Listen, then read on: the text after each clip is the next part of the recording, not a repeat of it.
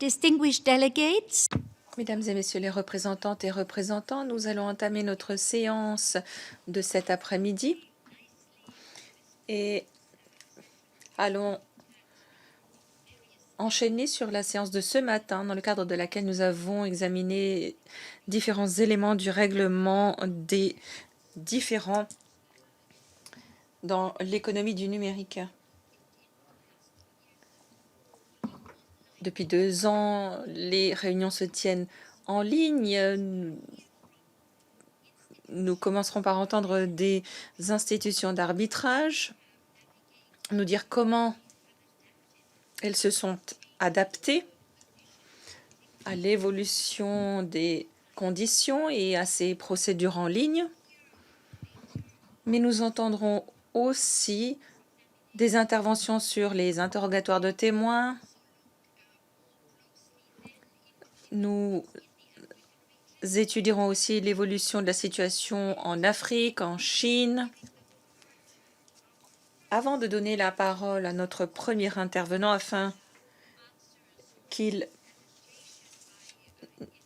expose les mesures prises par les institutions pour s'adapter à cette nouvelle donne, j'aimerais rappeler à l'ensemble des intervenantes et intervenants de bien vouloir respecter le temps de parole qui vous a été alloué. Nous n'avons pas pu ce matin discuter avec le groupe de travail. Nous espérons pouvoir le faire cet après-midi. Donc, merci de bien vouloir respecter le temps de parole qui vous a été alloué.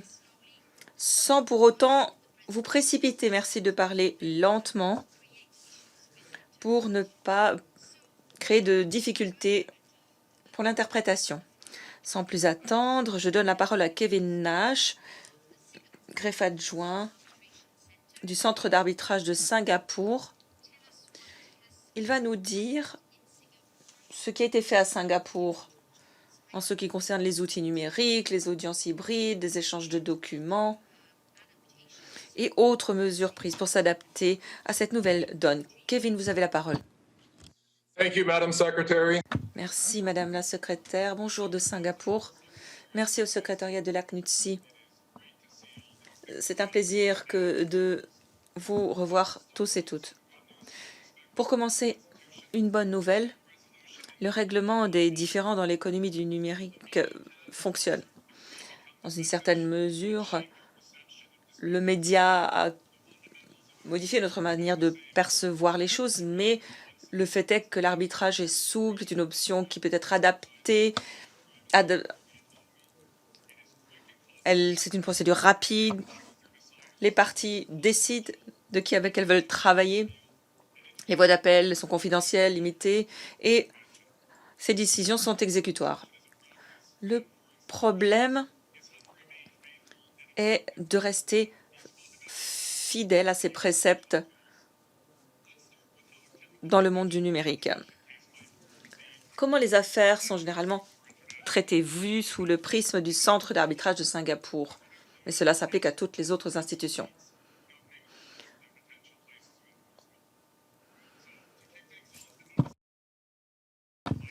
Tout d'abord, l'avis d'arbitrage peut être présenté par courriel ou être téléchargé en ligne.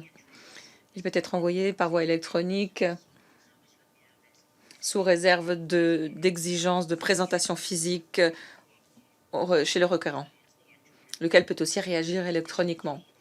Dans l'économie numérique, les parties ont plus de chances d'utiliser des méthodes institutionnelles rapides, les procédures accélérées, où une sentence peut être rendue 6 mois ou 9 mois après la constitution du tribunal.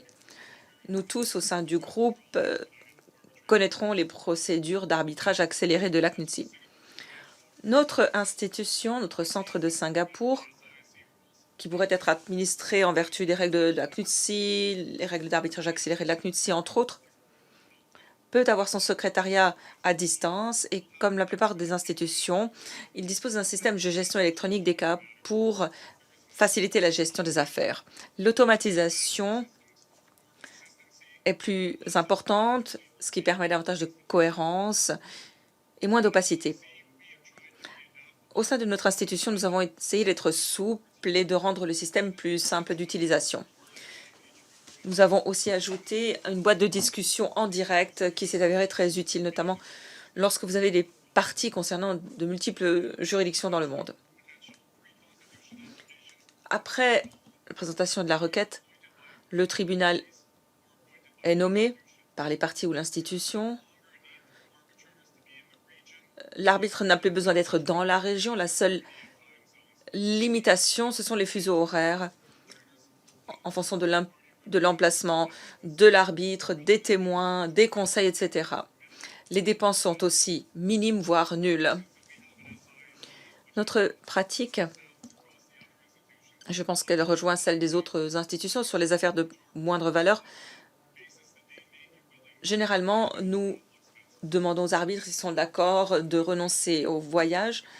Avant, on demandait aux arbitres s'ils étaient d'accord pour renoncer au voyage pour limiter les coûts. À présent, le problème ne se pose plus. Puis nous avons le CMC qui est tenu virtuellement,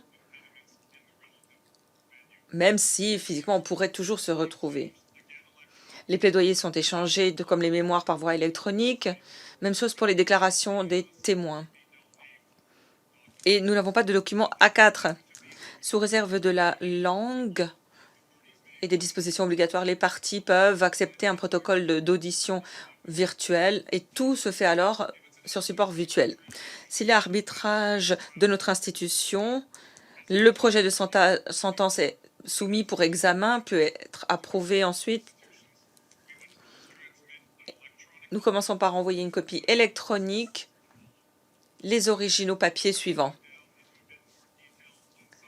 En ce qui concerne les avantages et les inconvénients de cette pratique, nous avons continué de traiter de nos affaires pendant la pandémie. L'expérience à Singapour nous a permis d'organiser des organisations virtuelles, les audiences virtuelles, hybrides ou en personne. Pour l'avenir, c'est peut-être l'hybride qui va l'emporter, avec certains arbitres participant virtuellement, certains conseils aussi, et certaines personnes étant physiquement présentes. Deuxièmement, les clauses d'arbitrage évoluent. Les parties envisagent de nouvelles clauses de règlement des différends avec un prérequis de l'arbitrage. Médiation, arbitrage, utilisant la Convention de Singapour ou la médiation, l'arbitrage que nous utilisons au sein de notre centre. L'arbitrage est plus rapide et d'un meilleur rapport coût-efficacité. C'est un précepte de base, c'est la raison pour laquelle nous optons pour l'arbitrage. Comme le représentant des États-Unis le disait, les arbitres sont plus simples à gérer. Le temps de la procédure est réduit. Nous avons aussi des limites en termes de nombre de pages, ce qui implique aussi des avantages en termes de respect de l'environnement, sans parler du coût et de la vitesse. Les institutions collaborent de plus en plus.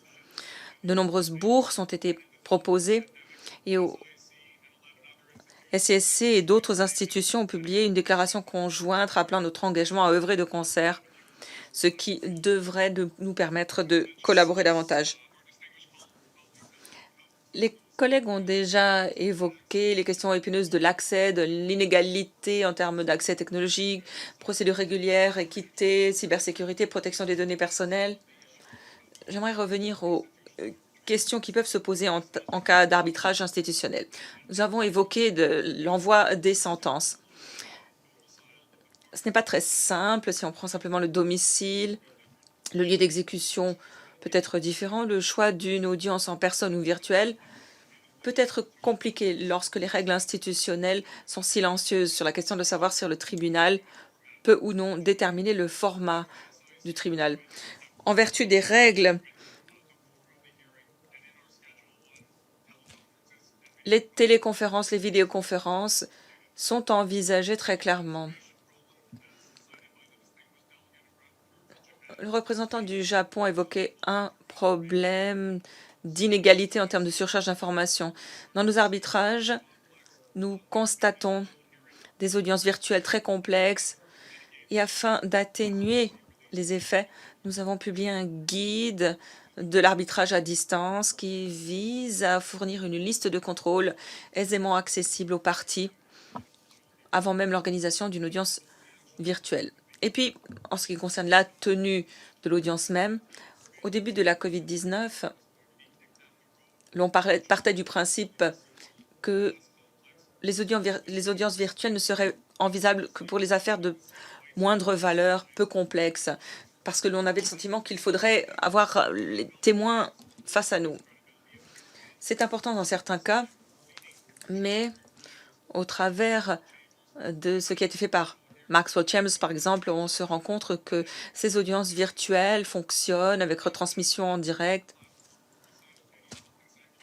interprétation simultanée ou consécutive, etc. Le processus devient de plus en plus sophistiqué et ces audiences virtuelles sont donc très simples à organiser. Pour vous paraphraser, Madame, pour les institutions et ce groupe de travail, nous devrions embrasser la technologie et ne pas oublier que notre tâche consiste à régler des différends. Nous devons être souples et utiliser la technique pour que l'arbitrage demeure l'outil de choix pour régler les conflits ou les différends transfrontières. Je me réjouis donc des travaux de ce groupe de travail pour l'avenir. Merci.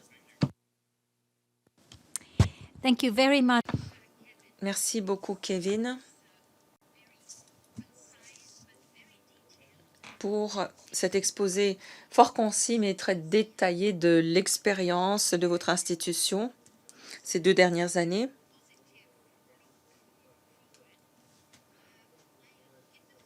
Et merci pour ces remarques des plus positives. Je vais à présent donner la parole à Yulia Moulina, qui va nous parler du centre d'arbitrage russe. Elle va nous dire comment il s'est adapté à cette nouvelle donne, à ces nouvelles circonstances. Yulia, vous avez la parole. Thank you, Madam Secretary. Merci, Madame la secrétaire. Mesdames et messieurs les membres du secrétariat de la CNESI, merci d'avoir lancé cette discussion dans le cadre de ce colloque.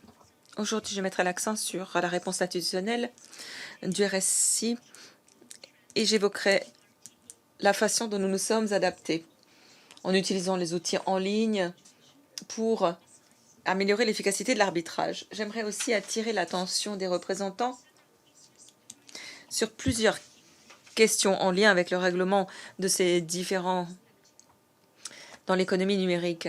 Depuis le début de 2020, les institutions d'arbitrage de par le monde ont réussi à s'adapter aux défis de notre temps. Elles se sont dotées d'outils en ligne pour permettre ces procédures d'arbitrage. Dans bien des cas, l'expérience nous l'a montré, ces institutions d'arbitrage ont opté pour des plateformes en ligne permettant aux parties, aux arbitres et aux institutions elles-mêmes d'échanger des documents en ligne. Par exemple, au sein de notre institution, nous nous sommes dotés de notre propre système en ligne qui permet l'arbitrage depuis 2018 de manière systématique. Du point de vue des institutions, je dirais que le passage des échanges traditionnels au stockage sécurisé de documents électroniques permet de respecter les délais, de réduire les dépenses et les frais, ce qui est important pour les pays dans lesquels l'arbitrage n'est pas populaire du fait de son coût généralement élevé. La pandémie et la numérisation ont entraîné une augmentation des audiences à distance. Plus de 90% des audiences que nous avons gérées passent à présent par le numérique. À ce jour, les parties n'ont émis aucune objection à ce que l'on utilise les services de visioconférence pour les audiences, les auditions. D'autres sont organisées sur un mode hybride, certaines personnes étant présentes physiquement, d'autres pas. Mais ceci peut poser quelques problèmes, j'y reviendrai ultérieurement. Les plateformes en ligne et les services de visioconférence impliquent parfois des risques, notamment liés à la cybersécurité, la vérification des utilisateurs, des représentants, et peuvent soulever des questions de procédure régulière.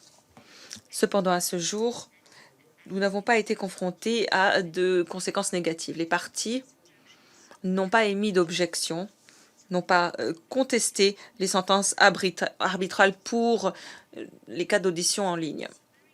Mais il est toujours très important de sensibiliser les parties et les arbitres aux nouveaux outils. Les institutions d'arbitrage de par le monde ont récemment élaboré de nouveaux protocoles, de nouvelles directives. Nos utilisateurs appliquent les meilleures pratiques optimales et notre pratique en vertu des règles d'arbitrage, notamment des lignes directrices sur les auditions orales, l'organisation de l'arbitrage, etc. Ces institutions d'arbitrage peuvent aussi opter pour différents outils et ressources en ligne de manière assez générale, pour la publication des sentences, autres documents de nature à améliorer la transparence ou pour d'autres procédures. Désignation des arbitres, par exemple. À la lumière de ce qui précède, nous partons du principe que la plupart des questions qui se posent en la matière ont déjà trouvé réponse ou peuvent être réglées par les experts de l'arbitrage et n'exigent pas de nouvelles lois. Dans l'intervalle, un certain nombre de questions méritent d'être soulevées aujourd'hui. Tout d'abord, comme je le disais, il n'existe pas d'entente globale. Est-ce que ces auditions en ligne affectent le droit des parties de se présenter et représenter? Lorsque la solution est hybride, une des parties peut être considérée comme privilégiée. Autre problème des auditions hybrides, lorsque les arbitres ne sont pas en mesure d'assister à l'audition en personne ou ne peuvent pas le faire. Est-ce que cela a une incidence sur le niveau d'implication des arbitres lorsque l'un ou l'autre est connecté à distance? Et puis, est-ce que l'arbitre peut assister à l'audition à distance si les parties ne sont pas d'accord? Autre problème, est-ce que les avis de désignation des arbitres en ligne ou de lancement d'une procédure arbitrale en ligne peuvent être considérés comme des avis adéquats en vertu de la Convention de New York?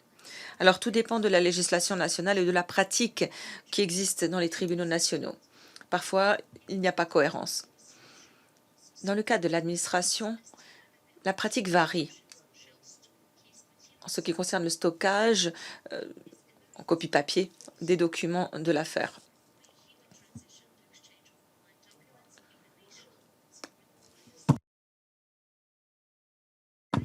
Enfin, la plupart des sentences arbitrales restent présentées sur papier, ce qui complique l'utilisation des outils en ligne. Parfois, cela peut impliquer un temps supplémentaire, un coût plus élevé. Si l'arbitre qui signe la sentence l'envoie à plusieurs régions. La vérification des sentences électroniques peut aussi poser problème, mais la numérisation de la procédure confirme la question. Une fois encore, en conclusion, je dirais que la plupart des questions peuvent être réglées sur une base ad hoc, mais il nous semble important d'opter pour une pratique cohérente. J'imagine que la discussion pourra contribuer à développer le système de règlement des différends dans l'économie numérique et nous permettra de tendre vers davantage d'harmonie. Merci, Yulia, d'avoir partagé avec nous votre expérience. Merci de nous avoir livré votre point de vue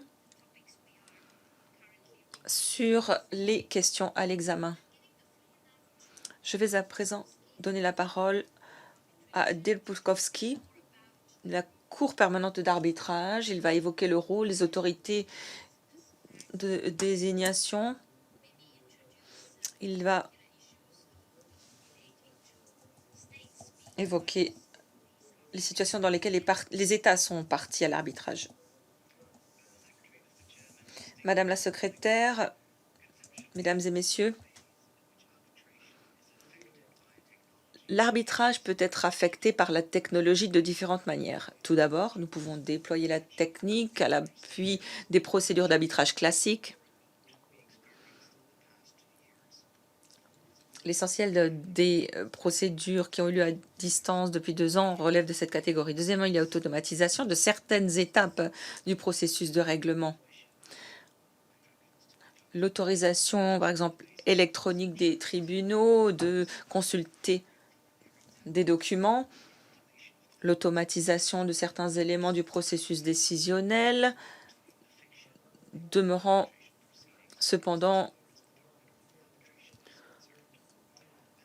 illusoire pour l'instant. Troisièmement, la numérisation et l'automatisation des différentes étapes de la procédure peuvent entraîner l'autonomie des mécanismes de règlement et les découpler des tribunaux d'État.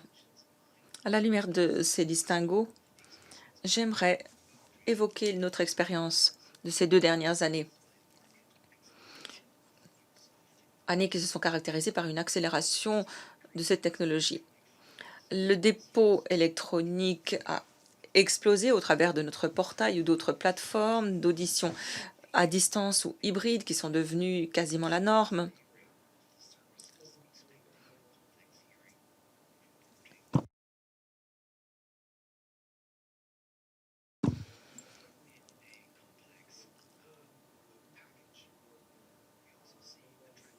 Nous constatons également une tendance à la présentation numérique des éléments de preuve.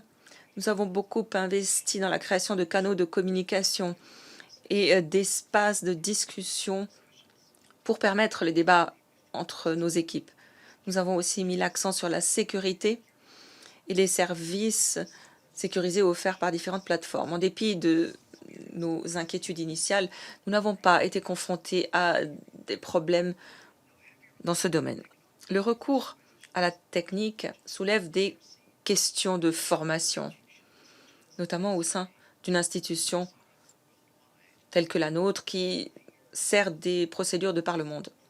Les craintes d'une fracture nord-sud ne sont pas matérialisées, principalement parce que les plateformes de visioconférence qui fonctionnent sur la base de dispositifs personnels se sont avérées très efficaces et mis chacun sur un pied d'égalité. Pour combler la fracture du numérique, nous sommes aussi en contact avec les participants, nous testons leur matériel et nous leur apprenons même à se servir de l'équipement. Cela vaut pour les arbitres notamment, que nous avons souvent personnellement formés aux outils utilisés pendant les auditions. Enfin, les participants peuvent venir au Palais de la Paix, à Singapour et en Argentine, pour se connecter gratuitement depuis nos locaux pour participer à ces procédures à distance. Tout ce que je viens de dire s'applique aussi aux États parties. Si les États, dans un premier temps, s'inquiétaient à l'idée de perdre la bataille de la technologie vis-à-vis des parties privées, ces préoccupations semblent avoir disparu. Par ailleurs, les États apprécient aujourd'hui ces auditions hybrides ou en ligne du fait de la facilité offerte à leurs autorités à l'heure de suivre les procédures. Pour l'instant, nous avons donc comblé la fracture numérique avec succès, dirais-je, mais à mesure que une technologie plus complexe voit le jour, nous savons que nous allons devoir nous adapter. Alors, quid de notre rôle en tant qu'institution, institution publique en charge du règlement de ces différends dans l'économie numérique? Nous sommes, je pense, les garants de l'équité. Soutenons donc les tribunaux en matière de technique, élaboration de protocoles à distance, en scénario hybride et autres, en étroite collaboration avec les parties. Mais nous avons aussi pris pour habitude de soutenir chaque participant en fonction de leurs besoins. Nous le faisons en toute transparence, en offrant à toutes les parties le même accès et dans le respect des obligations déontologiques qui sont les nôtres de neutralité et d'impartialité. Enfin, notre objectif de la CPA a toujours été de réduire les coûts.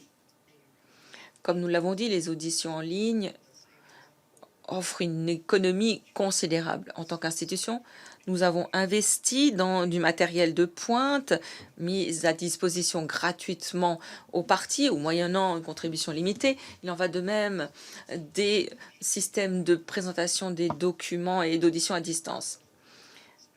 Si les dépôts passent par les fournisseurs de services commerciaux, Peut-être que des fonctionnalités supplémentaires sont offertes, mais cela signifie aussi des dépenses beaucoup plus importantes pour les parties.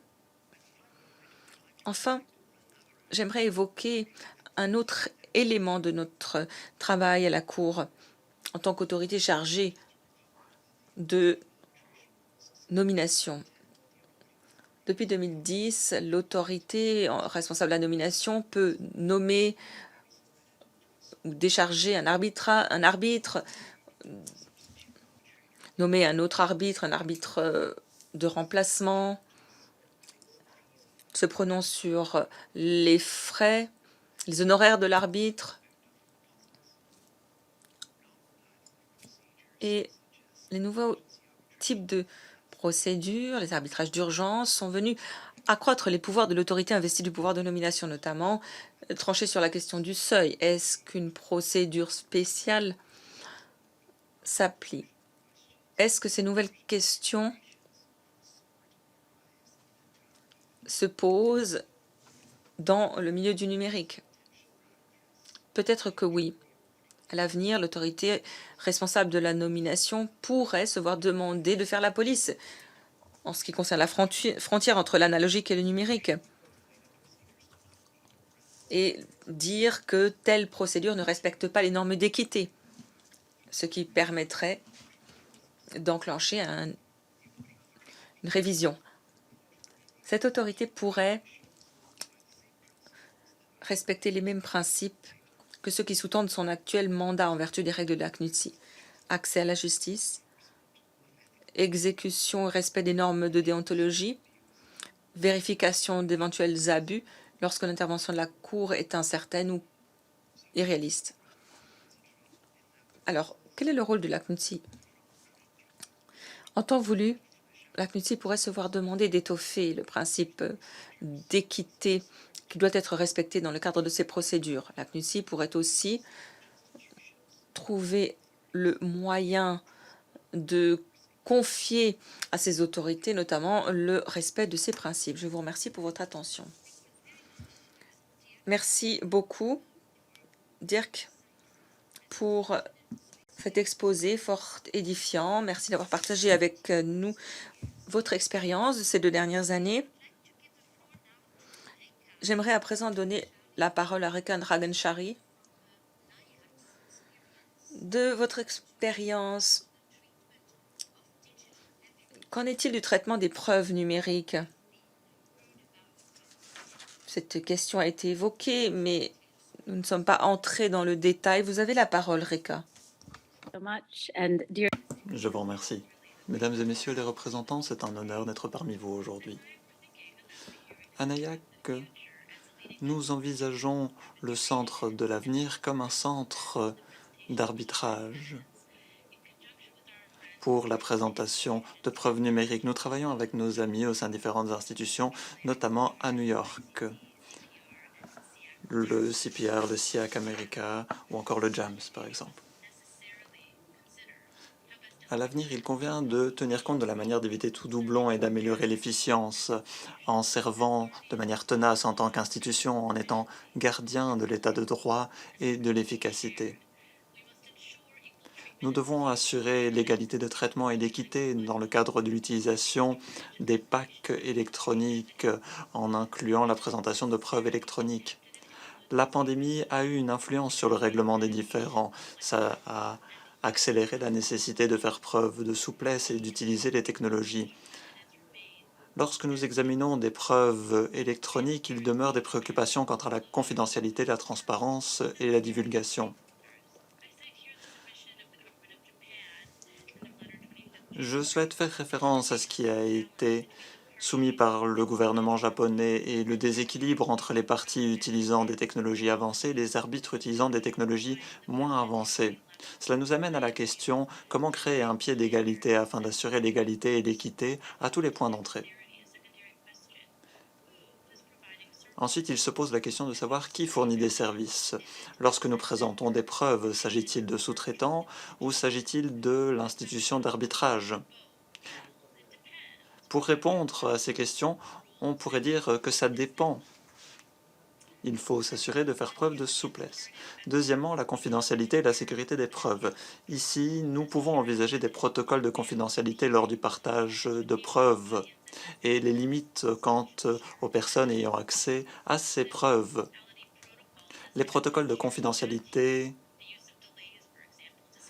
pourraient s'appuyer sur l'utilisation de preuves scannées. Et cela permettrait de s'assurer que les preuves ne se retrouvent pas dans les mauvaises mains, qu'elles soient photographiées ou partagées. Il pourrait également y avoir des limites lorsqu'il y a des salles d'audience publiques, de sorte à éviter la divulgation de preuves sensibles. Nous devons réfléchir parallèlement à l'utilisation accrue de la technologie et se demander si l'intelligence artificielle peut jouer un rôle. On pourrait envisager la provision 8, paragraphe 3 de la loi type, notamment le rôle de l'intelligence artificielle sans supervision. Ce sont des aspects essentiels dont il convient de tenir compte. Enfin, je souhaitais parler des coûts. L'adaptation peut avoir un coût, bien évidemment. Mais ici, l'aspect facultatif a toute son importance. Et les technologies peuvent s'utiliser à différents niveaux et peuvent coûter tant 8 000 que 25 000 $. Il faut savoir comment les technologies sont utilisées, comment les preuves sont-elles présentées, combien d'écrans, par exemple. Et il faut garder à l'esprit ce que j'ai mentionné au début de mon intervention. Quel serait le contenu de ces preuves? Par qui seraient-elles consultables?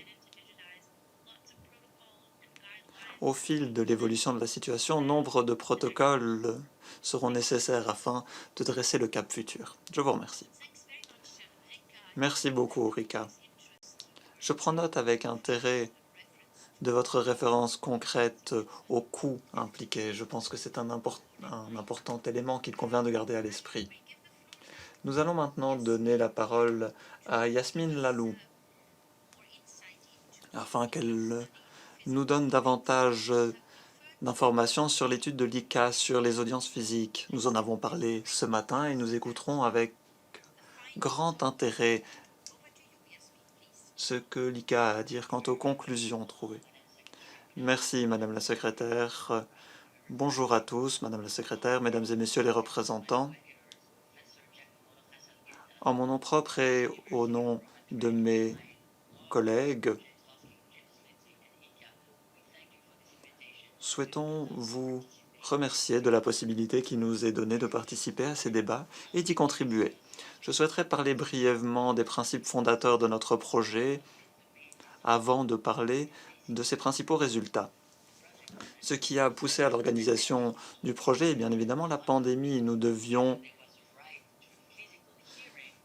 tenter de répondre à la question de savoir s'il y avait un droit à une audience physique et cela limiterait les capacités des arbitres à demander une audience virtuelle et à mener les audiences à terme malgré les restrictions. Y a-t-il un droit à des audiences physiques qui pourrait entraîner des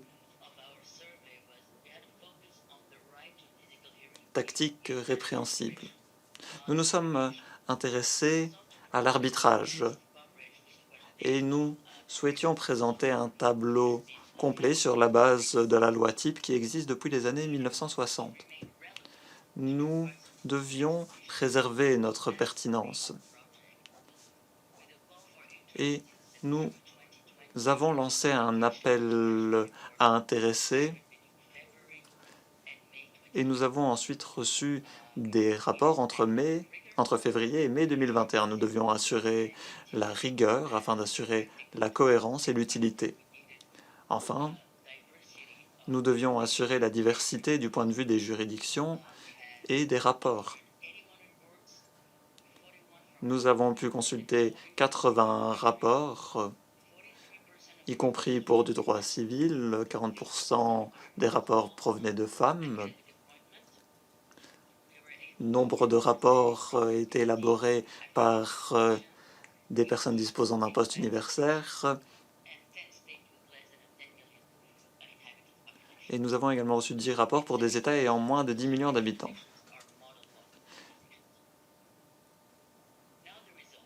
Parlons maintenant des résultats. Aucun pays ne dispose d'une législation qui prévoit un droit explicite à des audiences physiques pour l'arbitrage international. Il est intéressant de relever que les faits qui appuient ces conclusions se retrouvent dans les différentes juridictions. Tout d'abord, on reconnaît que les tribunaux ont une vaste discrétion pour organiser les audiences, ce qui inclut les modalités et le format de l'audience en présentiel, en hybride ou à distance. Dans toutes les juridictions, cette distinction est limitée par l'irrégularité de la procédure, donnant aux parties la possibilité de présenter leur cas. Ensuite, nous voyons que le tribunal d'arbitrage a le droit de ne pas tenir une audience à moins qu'il ne considère que ce soit nécessaire pour l'examen du cas. Et les auteurs de rapport indiquent que les audiences à distance sont compatibles avec la loi, puisque cela donne la possibilité aux parties de présenter leur cas, et que c'est plus utile qu'un simple échange de communication. Il y a une extrême minorité de pays pour lesquels il existe un droit implicite à des audiences physiques pour l'arbitrage international. C'est le cas de l'Équateur, de la Tunisie, du Venezuela, bien que cela se limite à la première audience de procédure, le Vietnam, le Zimbabwe et la Suède. Justement, au sujet de la Suède, les participants à la première session ont indiqué que notre étude portait sur une notion minoritaire en Suède. Afin d'apaiser ces préoccupations, nous avons demandé aux grands praticiens de l'arbitrage en Suède de présenter un additif au rapport suédois, de sorte à présenter l'opinion majoritaire en Suède, selon laquelle il n'existe pas de droit à une audience physique. Et le rapport et l'additif sont disponibles en ligne sur la page web de l'étude. Ainsi, les deux opinions sont reprises. Au Zimbabwe, le droit à une audience physique ne découle pas directement de l'interprétation du lex arbitri, qui inclut la loi type de la CNUTSI, mais découle plutôt de l'interprétation du contexte actuel zimbabwéen. Dans les faits, il n'y a pas l'infrastructure nécessaire pour envisager la faisabilité d'audiences à distance. C'est ce qui a été expliqué dans le rapport à ce sujet. Enfin, plusieurs juridictions ont répondu de manière ambiguë quant à l'existence de ce droit. C'est le cas de la Norvège et de la Chine notamment. Le point commun de ces juridictions est que les lois sur l'arbitrage s'appuient sur la loi type de la CNUTSI. Ce n'est pas surprenant du fait que les lois sur les audiences ont créé des controverses, et je pense notamment à l'article 24.1 qui prévoit qu'en cas de décision contraire par les parties, le tribunal d'arbitrage décidera s'il tiendra une audience orale pour la présentation des preuves ou pour les arguments oraux, ou si la procédure sera tenue sur la base de documents ou autres supports.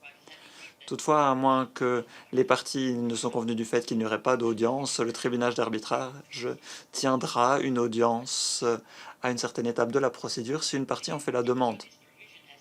En particulier, cette disposition a suscité un débat.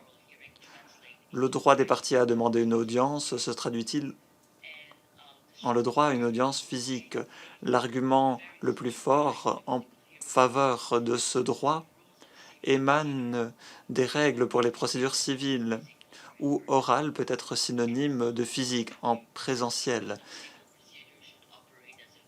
Et certains considèrent que les procédures civiles viennent combler les lacunes lorsque les procédures d'arbitrage sont silencieuses.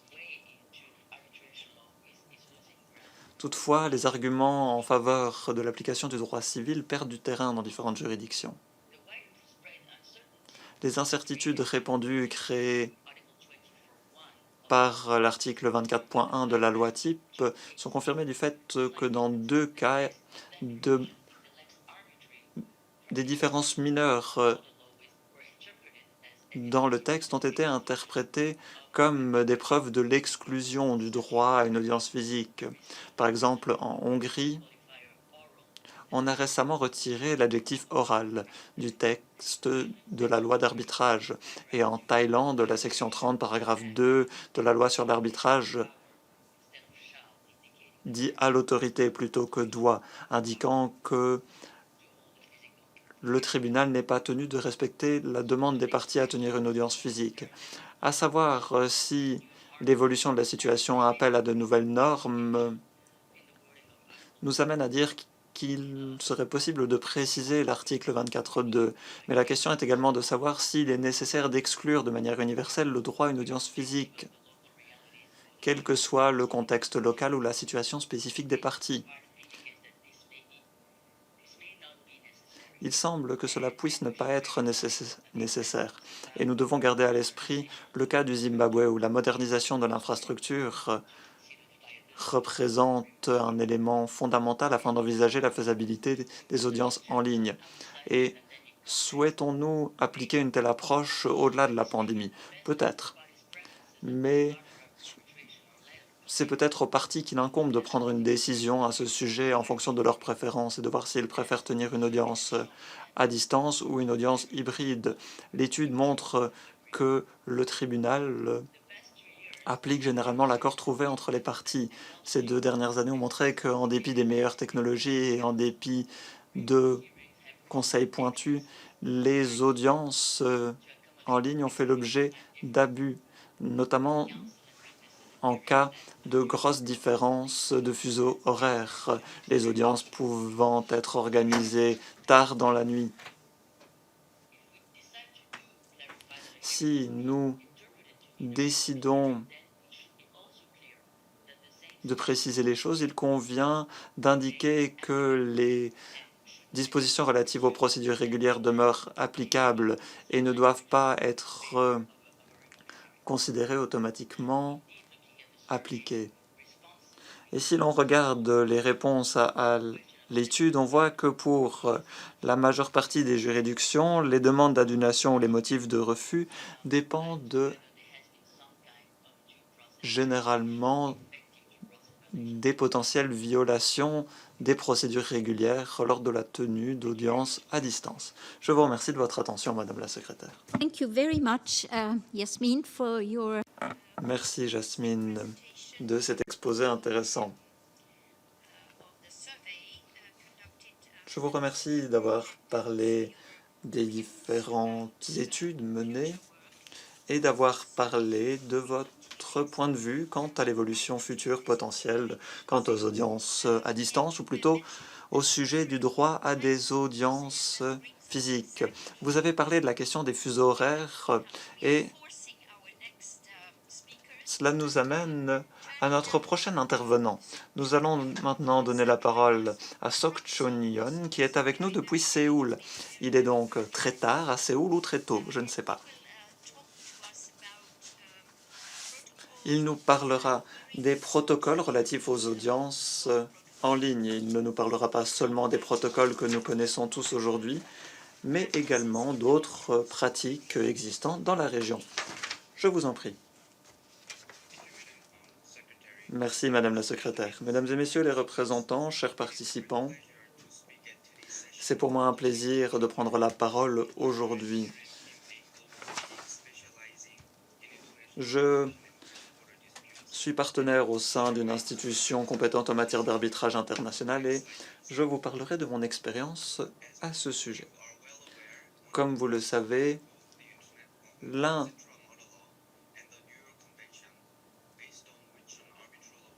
les fondements de l'arbitrage sont la loi type de la CNUSI et la Convention de New York, qui font mention des politiques publiques. Bien qu'elles peuvent varier entre pays, des exemples de violation des politiques publiques incluent des cas où le droit des parties à être entendues n'a pas été respecté, où le droit des parties à présenter leur cas n'a pas été protégé. À ce titre, les discussions sur les audiences virtuelles doivent commencer par poser la question de savoir si le tribunal peut mener une audience à distance, quand bien même une partie a des objections à ce sujet. Comme indiqué lors des précédentes présentation, je crois comprendre que dans la majorité des cas, il n'y a pas d'obligation pour la tenue d'une audience physique. Dans ce contexte, je souhaiterais exclure la question de savoir si les audiences en ligne sont autorisées et m'intéresser à la question de savoir comment ces audiences sont organisées. Et je souhaiterais m'intéresser à la question de savoir si elles vont à l'encontre des politiques publiques. Bien souvent, les audiences se composent de présentations des faits, des preuves, des interventions liminaires, des conclusions. On tente également de limiter l'encadrement des témoins lors des interrogations croisées et je suis sûr que mon collègue Yoshimi Ohara reviendra sur cette question. Sur cette diapositive et dans les suivantes, j'ai énuméré différents éléments qu'il convient de garder à l'esprit lorsque l'on élabore un protocole pour une audience virtuelle.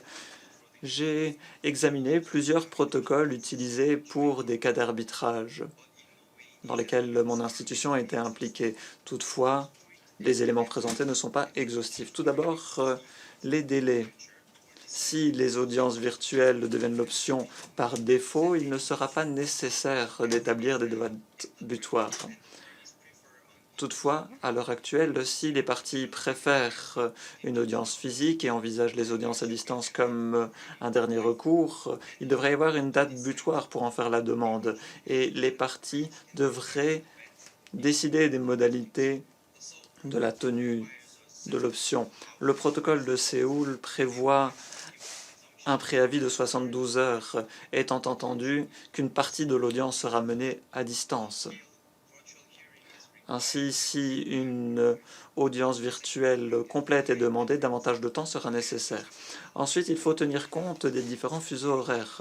Comme mentionné à juste titre, il est bien plus simple pour les parties et pour les avocats de convenir d'un calendrier si l'on peut éliminer la question des temps de voyage. Étant donné que les participants peuvent provenir de différents fuseaux horaires, l'audience ne peut parfois durer que quelques heures par jour.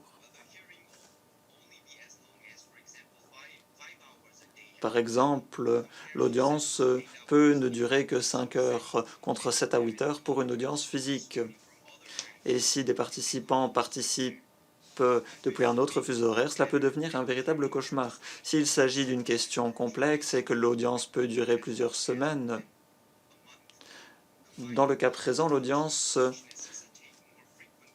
pourrait durer un mois. Et si l'on inclut les pauses café et les pauses, cela pourrait être pire encore. Il faut donc en tenir compte. Quatrièmement, les limites pour les participants. En cas d'audience physique, on peut voir qui participe à l'audience sur la base de la liste des personnes présentes et sur la base de leur présence. Mais dans le cas des audiences à distance, on dépend des documents puisqu'on demande souvent lors de la plaidoirie d'éteindre les caméras et les micros. On ne peut donc pas savoir si les témoins sont séquestrés ou si d'autres personnes sont présentes ou si des personnes peuvent être présentes sous un autre nom.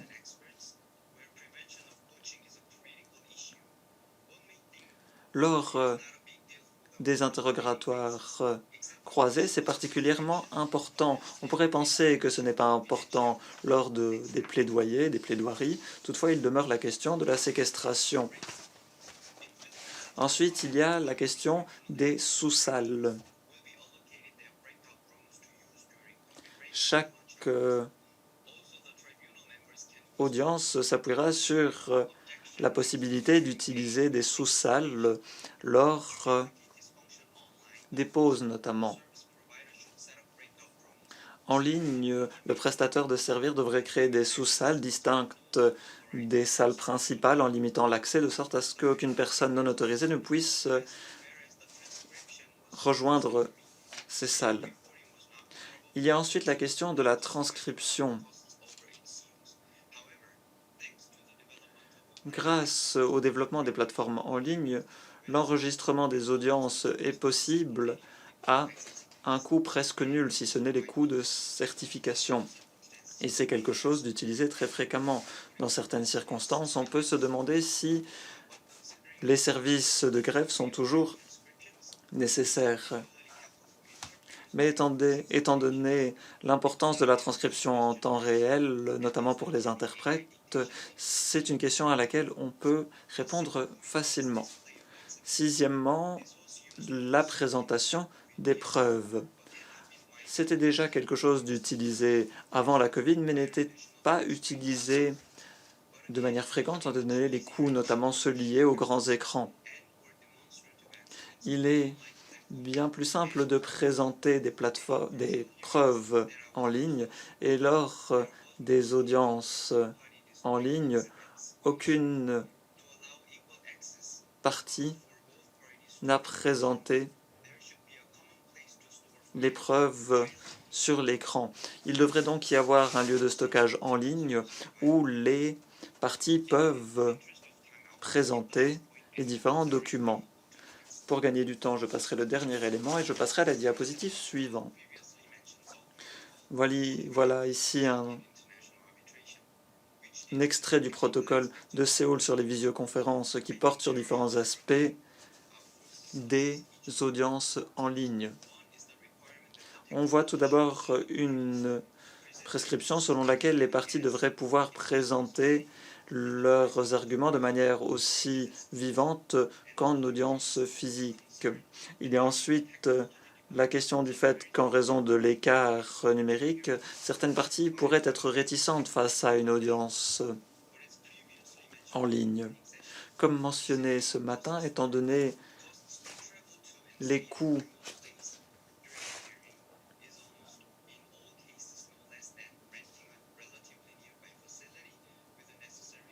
assez faibles, je pense que les préoccupations méritent d'être prises en compte. Voilà qui conclut mon exposé aujourd'hui. Je vous remercie. Merci beaucoup, Sokchoni. Merci d'être resté éveillé si tard, de sorte à pouvoir partager avec nous votre expérience en tant qu'avocat et votre expérience au sujet des différentes technologies dans le cadre d'audiences en ligne. Comme vous l'avez annoncé, je donne maintenant la parole à Yoshimi Ohara, qui est également réveillée très tard. Elle est avec nous depuis le Japon et nous parlera de l'audition des témoins, notamment dans ce contexte en ligne. Yoshimi, vous avez la parole.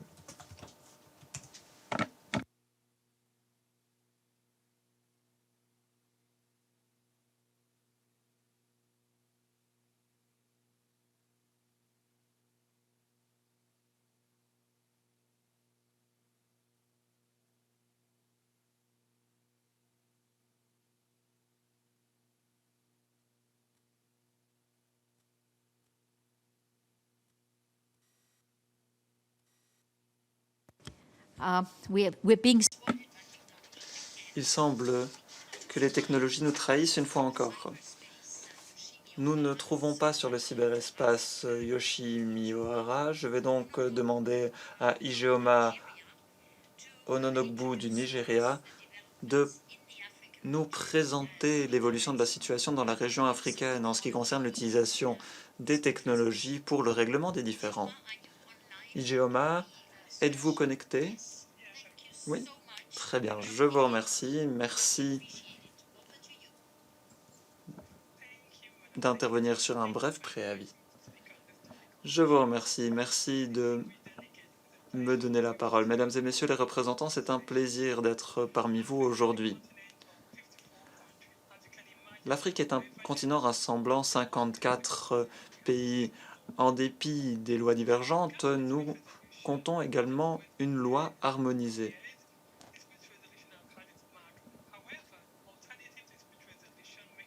Il existe des mécanismes de règlement alternatifs qui ont été mis en place afin de lutter contre les arriérés dans les tribunaux. En 2022,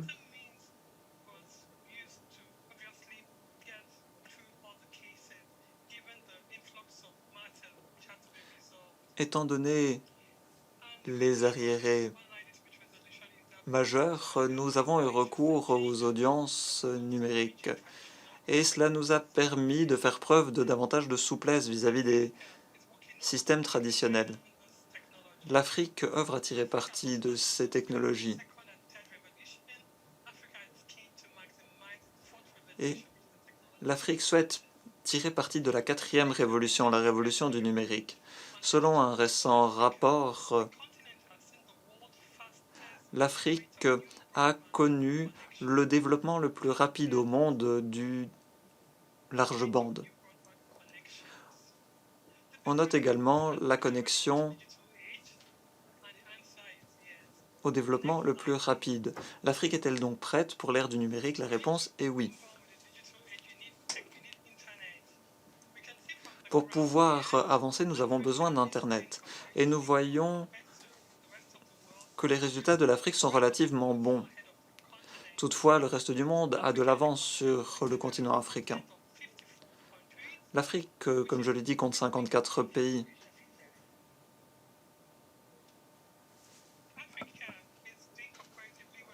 Et les résultats engrangés par l'Afrique sont relativement bons face au reste du monde.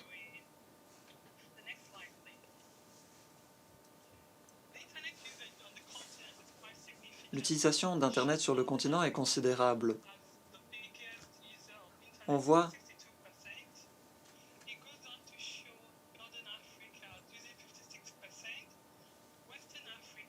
que le nord de l'Afrique représente une proportion majeure. L'est de l'Afrique est également un consommateur d'Internet majeur. Vous pouvez voir sur le graphique la répartition entre les régions de l'utilisation d'Internet. Les points positifs liés aux technologies sont considérables pour l'Afrique.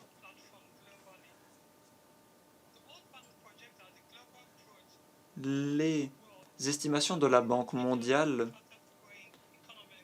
indiquent que sur les 20 économies à la croissance la plus rapide, 11 viennent d'Afrique. Cela inclut le Kenya, Maurice, l'Afrique du Sud, le Nigeria, l'Égypte et d'autres.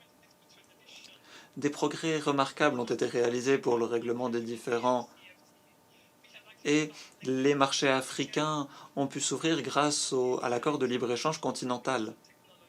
Et nous pouvons maintenant envisager de nouvelles possibilités qui n'existaient pas auparavant. Les entrepreneurs utilisent les technologies de manière novatrice et engrangent des résultats remarquables grâce aux plateformes numériques.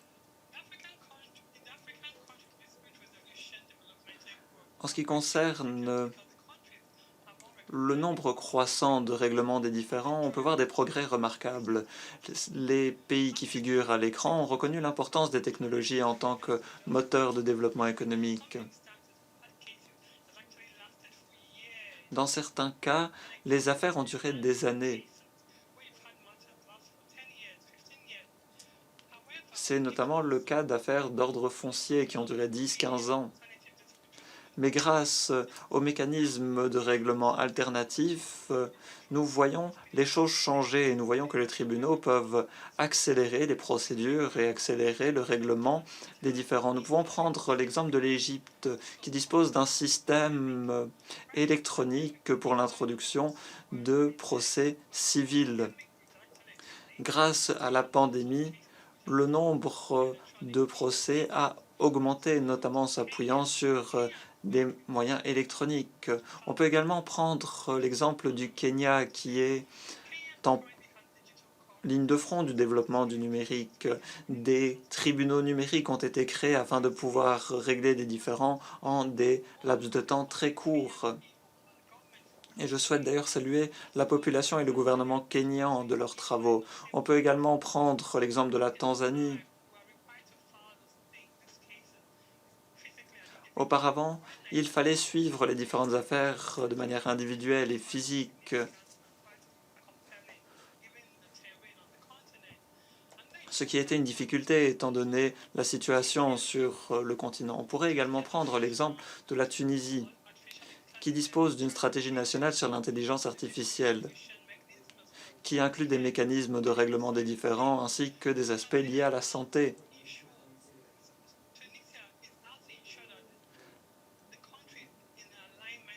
La Tunisie souhaite suivre les efforts internationaux en matière d'intelligence artificielle et plusieurs pays du continent ont d'ailleurs eu recours à l'intelligence artificielle tant pour la santé que pour le règlement des différends. Et il convient également de prendre note de la situation à Maurice, où il existe une signature numérique. C'est important. Nombre de pays africains ont des réserves quant à l'application de la signature numérique. Toutefois, Maurice a été en ligne de front de l'application des signatures numériques pour les contrats, pour les litiges, leurs règlements. Et c'est quelque chose de relativement important. On peut également prendre l'exemple du Nigeria. On a mis en place la possibilité d'introduire de manière électronique des procès au civil. Voilà tant de progrès technologiques réalisés à l'heure de la pandémie. Pour ce qui est de l'Afrique du Sud, le pays a créé une plateforme de rédaction intelligente qui utilise la chaîne de blocs. J'y reviendrai. C'est un bon moyen de régler les différends.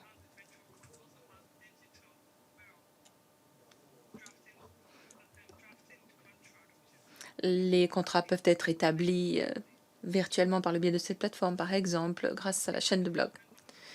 En ce qui concerne la croissance et le développement du règlement des différends en Afrique, je dirais que bien souvent l'on opte pour la médiation au travers des anciens. La médiation a toujours été dans l'ADN du règlement des différends africains.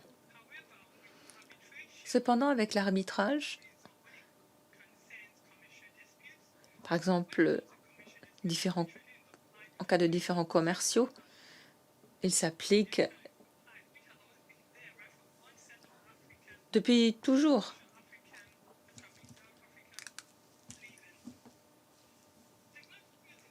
La technologie utilisée pour le règlement des différends a été saluée du fait de son efficacité, de son efficience sur le continent. Le continent est énorme,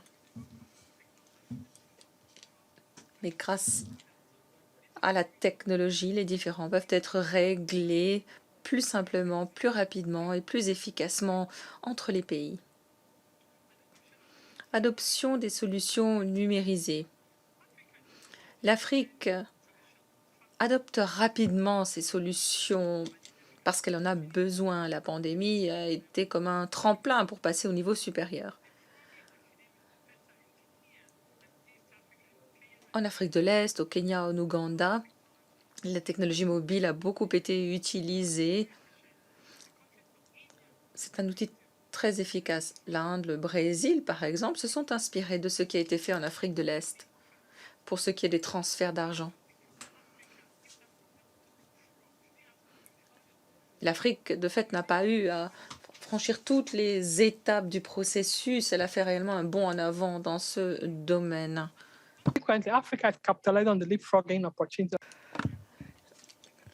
Malheureusement, la qualité du son ne permet pas l'interprétation exhaustive qui doit être suspendue.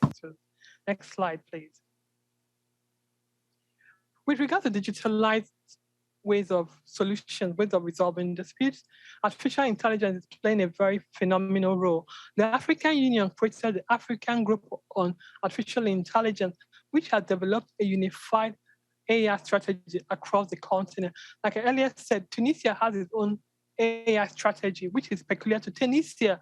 But the African Union, which is the bigger body for the African continent, has come up with a strategy which cuts across, which is going to apply to all countries on the continent. the 54 countries on the continent. So therefore, at the end of the day, Africa intends to have one strategy that will apply across board within the continent.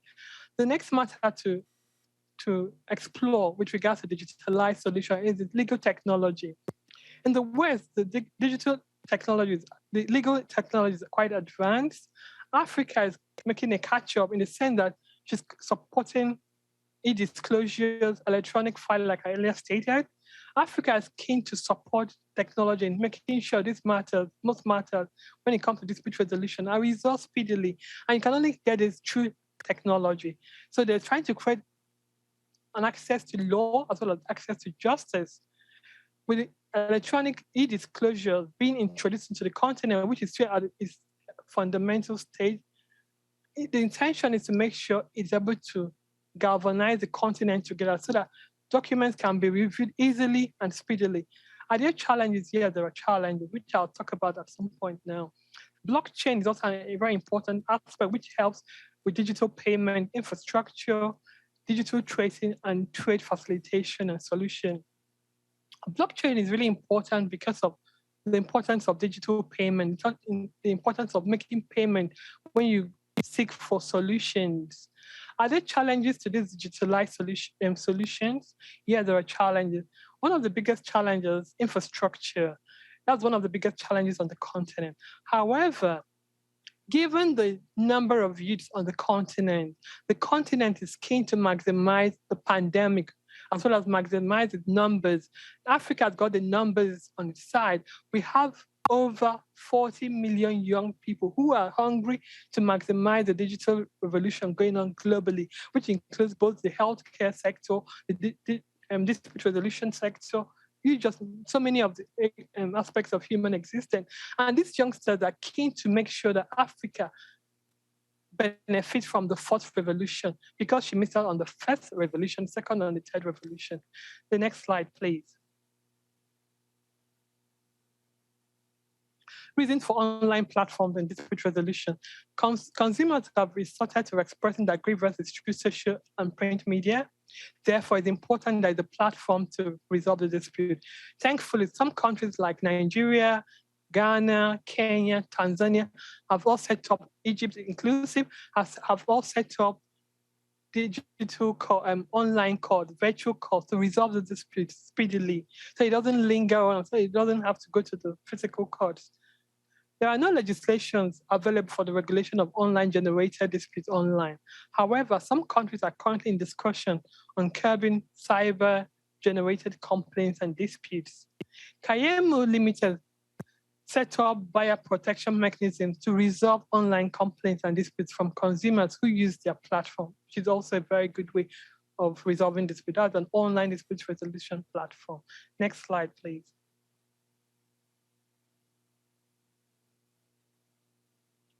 Merits of online platforms. Online platform on the continent will help the continent in a great deal, although it's at the infancy stage on the continent and showing progress.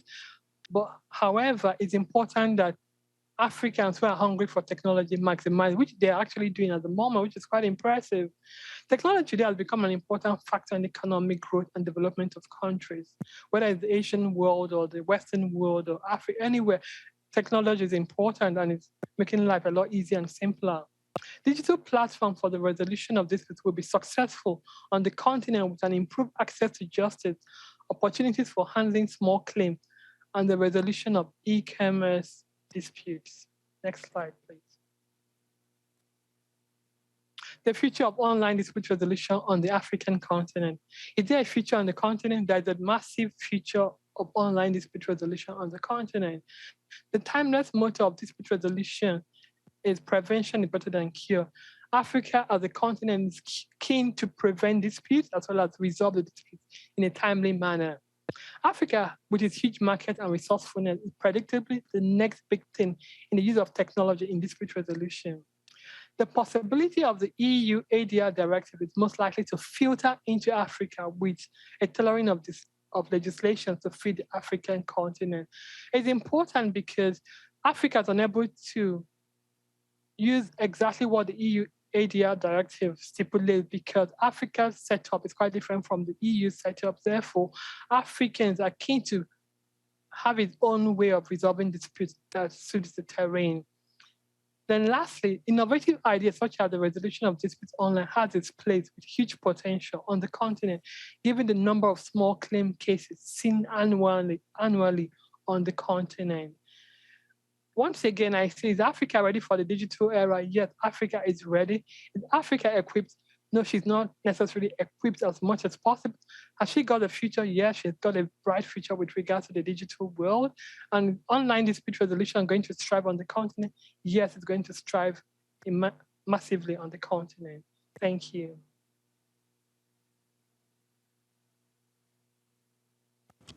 Thank you very Merci beaucoup, Idioma, d'avoir fort éloquemment plaidé la cause de la technologie en Afrique et d'avoir évoqué l'évolution du marché africain du numérique. Merci. Je vais à présent donner la parole au dernier intervenant. Nous n'avons toujours pas pu nous connecter à Yoshimi Ohara. Je vais donc donner la parole à Ming-Chao Fan,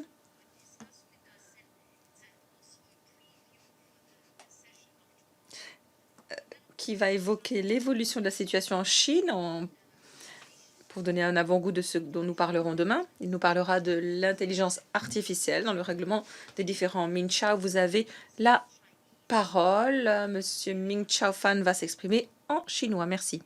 Thank you very much, Madam Secretary. Colleagues. Merci, Madame la Secrétaire, chers collègues, Mesdames et Messieurs les représentantes et représentants, Mesdames et Messieurs, bonjour, bonsoir, où que vous soyez. J'évoquerai l'utilisation de l'intelligence artificielle dans le règlement des différends. Pour ce faire, je vous dirai d'où nous venons, où nous en sommes et vers où nous nous dirigeons en l'espace de quelques 7 minutes. Merci, Madame, d'avoir précisé que je vais m'exprimer en mandarin. Mais pour faciliter la réflexion, si vous me le permettez, je poursuivrai en anglais, mais mes transparents sont préparés en chinois pour plus de précision. Merci, allez-y.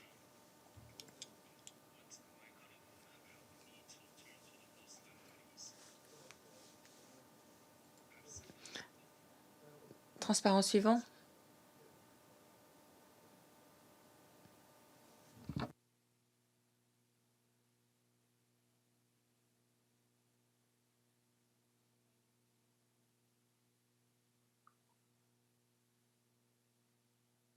much. Why don't you proceed while Poursuivez peut-être pendant que nous essayons de retrouver votre transparent qui semble s'être perdu dans le cyberespace.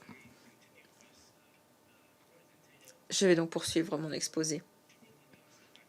Ces 10 dernières années, nous avons été témoins de changements considérables dans le monde de l'arbitrage, essentiellement du fait de l'augmentation de la demande de services d'arbitrage au niveau local et au niveau de la communauté internationale, étant entendu que l'arbitrage était une alternative efficace des poursuites judiciaires. La commission d'arbitrage à laquelle j'appartiens a vu sa charge de travail exploser. Jusqu'à 2021. La charge de travail entre 2017 et 2021 a été multipliée par 3. Mais plus l'on recourt à l'arbitrage, plus le nombre de questions légitimes soulevées augmente. Et plus la demande d'arbitrage est grande, plus l'efficacité diminue de fait du nombre limité d'institutions et d'arbitres compétents. Par ailleurs, plus le nombre de cas d'arbitrage sont traités, plus l'on constate des similitudes d'une affaire à l'autre. Et malheureusement, plus l'on constate aussi des incohérences dans les sentences arbitrales. La qualité des arbitres et des services d'arbitrage varie d'une affaire à l'autre, d'un cas à l'autre. Et même s'il s'agit d'arbitres de premier plan, les résultats ne sont pas toujours les mêmes d'une affaire semblable à une autre.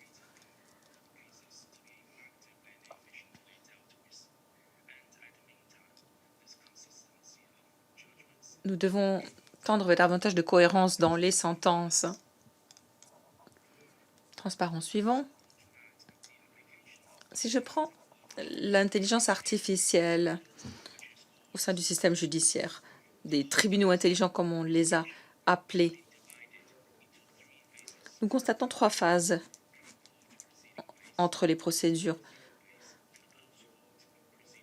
La procédure en amont du tribunal, la procédure devant le tribunal et en aval du tribunal. Lorsqu'un différend apparaît, les parties peuvent demander un avis juridique en se connectant au service judiciaire chinois en ligne. Ils peuvent soumettre les faits, les éléments principaux. Un avis est donc proposé aux parties à la lumière des précédents et de la législation en vigueur pour que la partie ait une idée du taux de succès si elle devait rester en justice. La partie peut alors décider ou non de se lancer dans une procédure à proprement parler.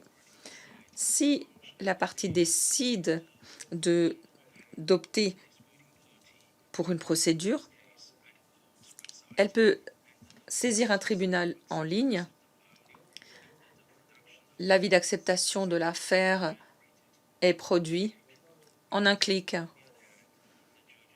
Le juge est aidé par l'intelligence artificielle à l'heure de rédiger ses jugements. En phase 3, en phase d'exécution, la chaîne de blocs évoquée par nombre des préopinants est utilisée pour garantir l'exécution des sentences. Transparent suivant.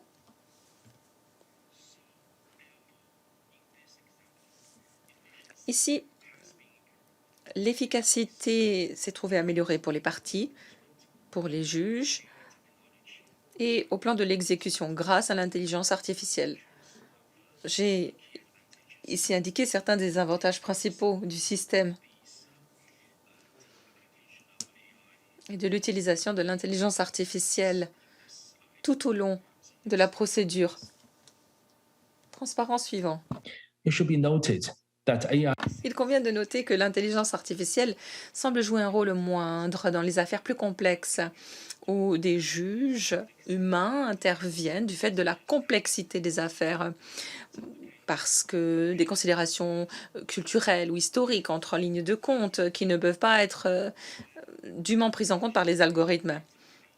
Mais l'utilisation de l'intelligence artificielle libère les juges des affaires beaucoup plus simples et plus nombreuses, leur permettant de se concentrer sur les affaires plus complexes qui appellent un juge humain. Ceci améliore aussi la qualité des sentences dans ces affaires plus complexes. to further broaden the Pour élargir l'horizon du règlement des différends, il serait intéressant de comparer le mécanisme de règlement des différends.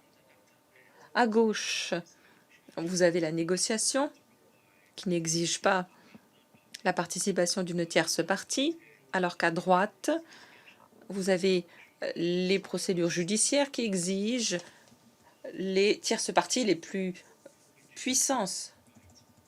Entre la gauche et la droite, vous avez de multiples mécanismes de règlement des différends, notamment l'arbitrage, la médiation, les experts, etc.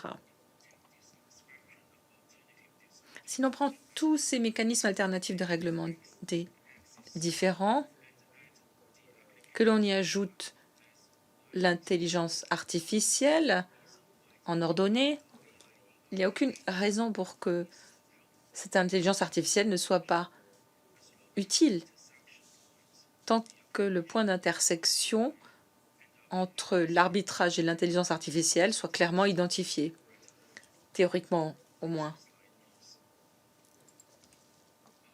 Cependant, plus l'on utilise l'intelligence artificielle, plus les questions déontologiques se posent. Est-ce que cette intelligence artificielle devient une quatrième partie neutre,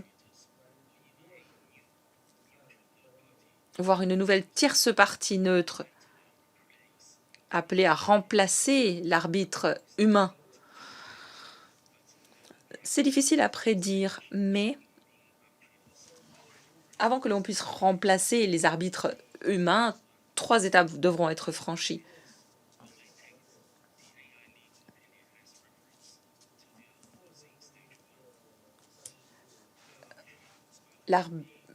L'arbitre humain pourra peut-être présenter un veto sans motif face à une sentence rendue par l'intelligence artificielle.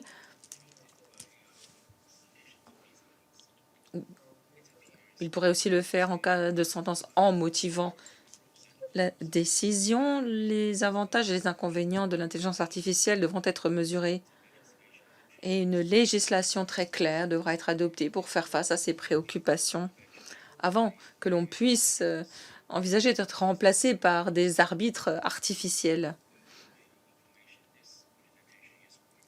Cet exposé a été préparé à la lumière d'un article qui débat de l'utilisation de l'intelligence artificielle, un article qui sera publié en mai 2022.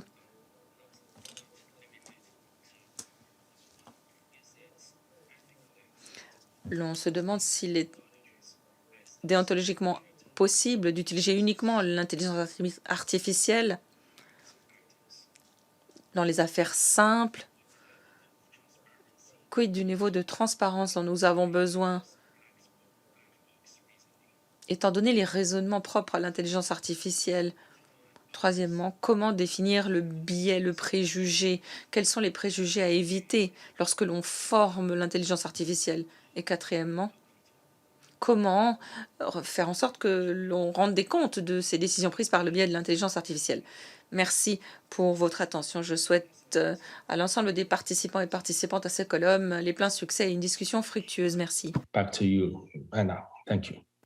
Thank you very Merci beaucoup, Ming Chao, pour cet exposé qui ne manquera pas de nous amener à nous interroger. Allons-nous être un jour remplacés par des robots, par l'intelligence artificielle? Je pense que cela nous donne un avant-goût des questions auxquelles nous reviendrons demain, puisque nous allons évoquer l'arbitrage par chaîne de blocs, qui ne relève plus de la science-fiction, apparemment. Donc, nous évoquerons le règlement des différends au travers du blockchain demain. Merci pour vos exposés.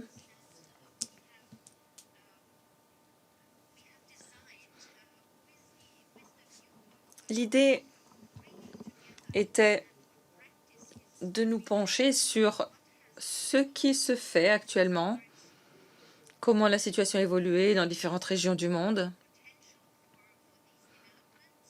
quels sont les domaines qui peuvent encore se développer et si l'on prend les défis de ces 2 dernières années, comment nous nous sommes adaptés. On a beaucoup entendu parler de la pratique, des expériences concrètes qui ont été menées. Nous allons évoquer bien sûr la réponse juridique à ces difficultés pratiques. Nous le ferons à différents niveaux de ce colloque, mais j'aimerais maintenant ouvrir la discussion. Si vous avez des questions, des doutes, des observations, n'hésitez pas.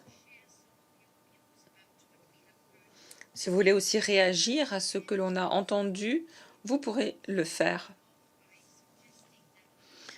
Je vous propose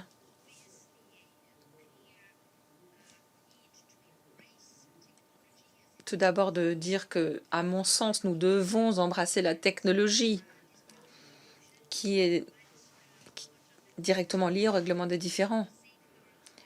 Mais quels sont les besoins en termes de garantie, de normes minimum? Quid de l'intégrité des procédures, d'arbitrage international? Quid des questions d'efficacité? Voilà autant de questions que je vous pose auxquelles vous pourrez, si vous le souhaitez, réagir. J'ouvre la discussion.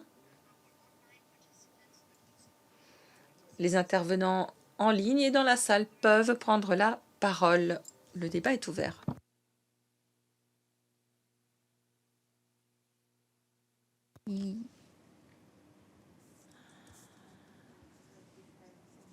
Mexico, Switzerland.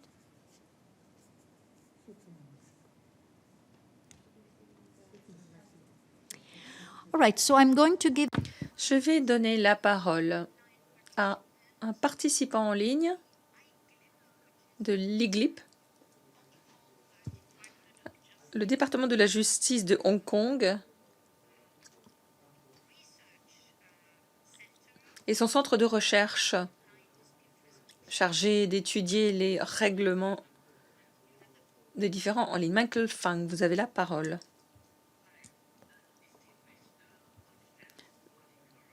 Mesdames et messieurs,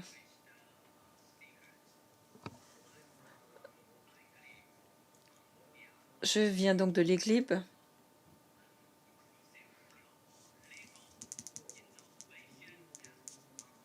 Une plateforme inclusive mondiale en charge d'étudier les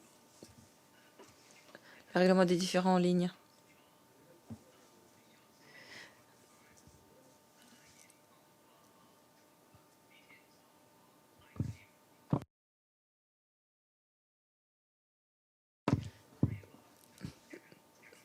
Ma question concerne le règlement des différends dans le numérique, dans l'économie numérique. En 1996, une loi type sur le commerce électronique a été adoptée. L'on s'inquiétait à l'époque des signatures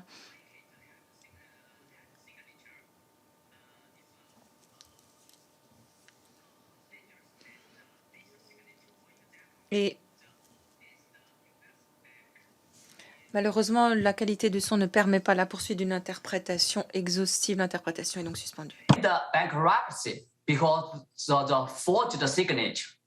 So right now, so we can say we can borrow we don't have the reinvent the wheel. We can borrow some principle from the former ancestral mother law or convention. For example, the function equivalency. Function equivalency means electronic communication is equal or equivalent to the paper-based communication. So for right now, the documents, the secret note, and the legal issue of related to the digital dispute in digital economy, and mentioned the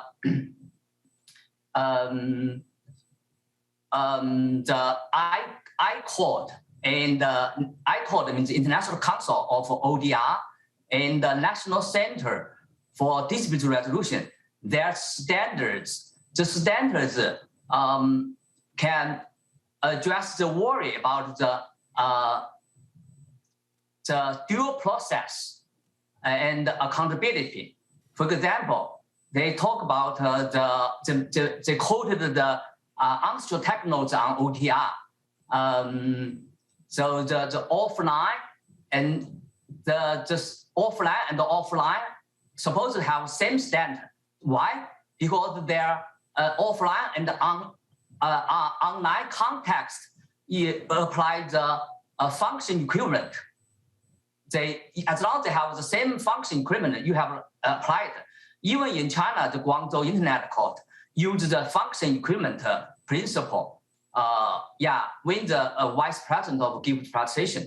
So we are not supposed to worry about the technical issue. So the ICOD, the National Center for Technology, have speakers on the list of speakers. I think the standards is right now will be the standard of American Bar Association.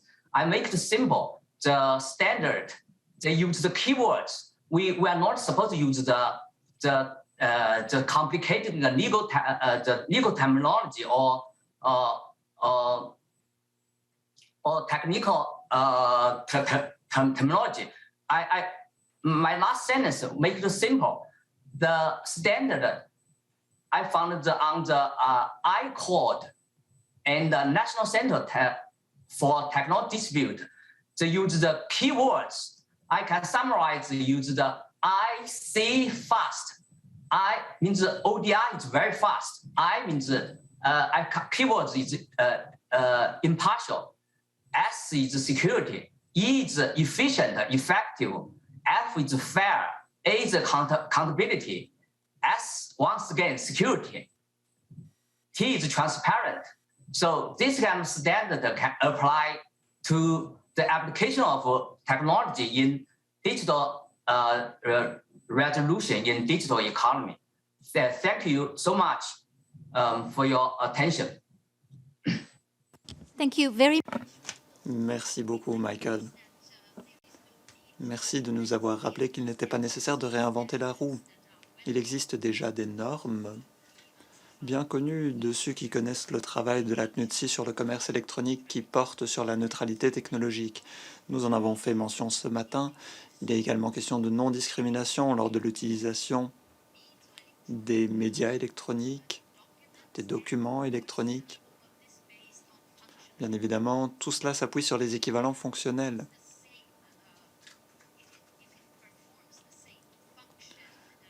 Si les mêmes fonctions sont réalisées, alors il ne devrait pas y avoir de discrimination.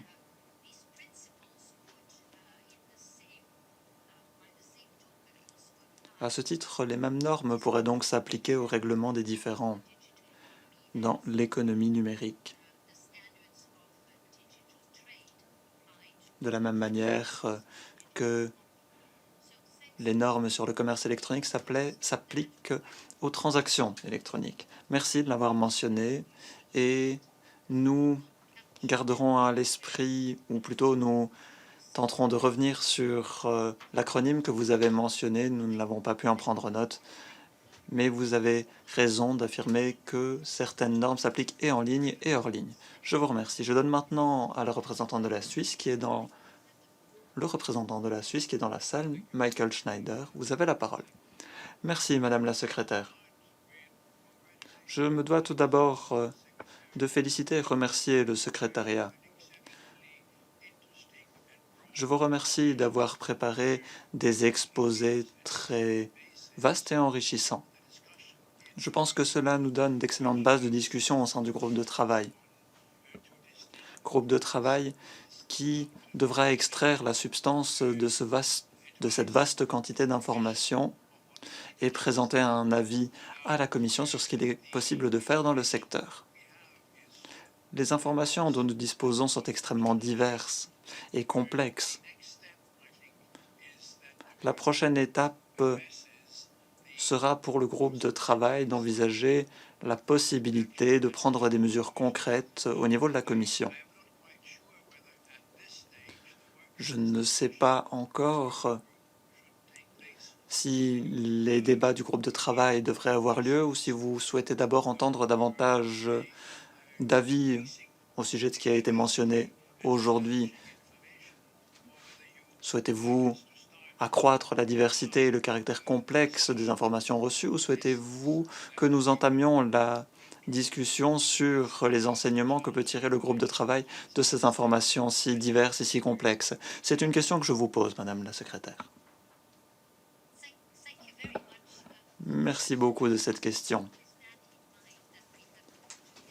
C'est avec cela à l'esprit que nous avons élaboré ce programme si divers, l'objectif étant de faire un bilan aussi circonstancié que possible en amont du projet de bilan pour le règlement des différends dans l'économie numérique. Nous souhaitons entendre autant d'informations que possible pour pouvoir définir au sujet de quoi nous allons dresser un bilan. Nous discutons déjà du projet sur le règlement des différends dans l'économie numérique. Il s'agit d'un projet qui avait été soumis par le Japon et dont l'objectif est de faire le bilan de l'évolution de la situation en matière de règlement des différends dans l'économie numérique. Il existe différents éléments que nous souhaitons vous soumettre de sorte à valider l'évolution des technologies. Ainsi, nous verrons si nous sommes en bonne voie une fois que nous aurons identifié ces éléments en tant que potentiels éléments perturbateurs ou en tant qu'amélioration. C'est ce sur quoi nous souhaitons nous concentrer aujourd'hui. Dans le cadre des règlements des différends dans l'économie numérique et dans le cadre du projet connexe et dans le cadre du document de travail 222, rassemblons-nous les bonnes questions, les bons défis et avons-nous adopté la bonne approche en soi? Je vous en prie. Avec votre permission, je réserverai mes observations concernant les travaux du groupe de travail et de la commission. Et pour l'heure, je formulerai seulement une recommandation. Je vous demanderai que les incroyables exposés qui ont été réalisés soient enregistrés, soient compilés. Ce fut extrêmement utile et enregistrant. Si les différents exposés ont été enregistrés, il serait donc utile que le secrétariat puisse récolter les fruits des préparatifs exceptionnels et enregistrer les différents exposés en un fichier unique. Je vous remercie. Nous le ferons et nous le mettrons à votre disposition après la session. Je vous remercie. J'ai maintenant à ma liste le Mexique. Je vous en prie. Merci beaucoup, Madame la secrétaire. Je me félicite de cet exercice qui est vraiment une tempête d'idées absolument remarquable en lien avec tout ce qui se passe dans le milieu de l'arbitrage et l'utilisation de la technologie pour nous aider. Il s'agit pour nous d'envisager de nouvelles directives, peut-être dans le cadre de nos travaux de la CNUTSI. Il est une question qui a été évoquée sur laquelle je ne reviendrai pas, mais j'en évoquerai une autre. Je ne vais pas pour l'instant, et ce à dessein, revenir aux défis et aux expériences en cours en ce qui concerne le soutien et l'utilité de la technologie dans le milieu de l'arbitrage. Mais j'aimerais, en revanche, évoquer ce que le groupe de travail pourrait envisager de faire en termes d'activités pour contribuer aux travaux de la communauté de l'arbitrage.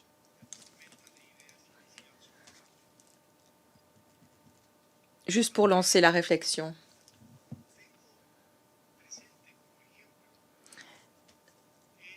À titre d'exemple, j'évoquerai l'évolution qu'a connue un secteur d'activité qui me semble présenter des similitudes par rapport à ce que nous vivons. Je reviens à une remarque fort pertinente de M. Toblandau. Il avait dit, et je suis totalement d'accord avec lui, que nous ne pouvons pas, au niveau de la communauté de l'arbitrage, et la CNUTSI doit en tenir compte, à la lumière de la technologie que nous utilisons, dont nous disposons, nous ne pouvons pas nous limiter à ce que nous faisions avant, même si nous le faisons de manière plus efficace. Donc je suis d'accord avec lui. Pour vous donner l'exemple d'un secteur d'activité, le secteur de la télévision. Lorsque la télévision a vu le jour, même si certains d'entre nous n'étaient pas nés encore, nous avons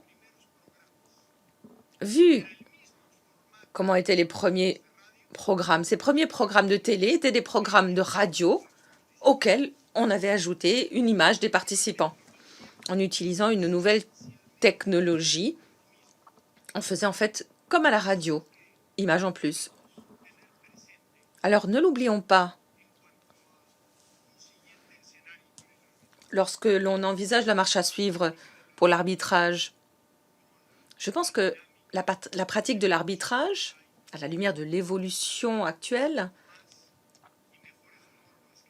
sachant que nous avons davantage de normes, des normes de meilleure qualité, des institutions qui chaque jour pèsent davantage dans l'arbitrage, avec l'évolution des lois, des pouvoirs judiciaires, etc., ne commettons pas l'erreur de nous contenter de bien utiliser la technologie, même si nous devons l'utiliser.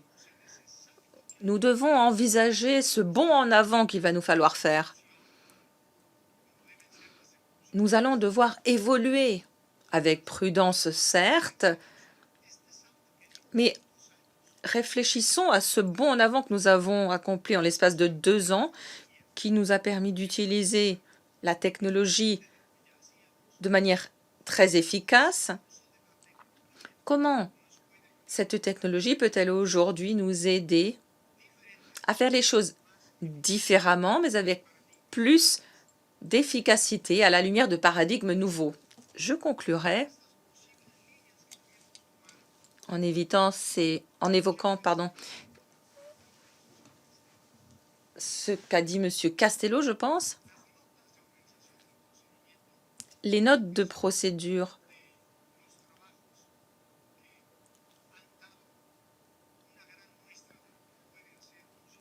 nous ont montré tout ce que peut faire la CNUTSI sans surréglementer le processus, simplement en nous donnant des options, en nous disant comment les choses peuvent se faire.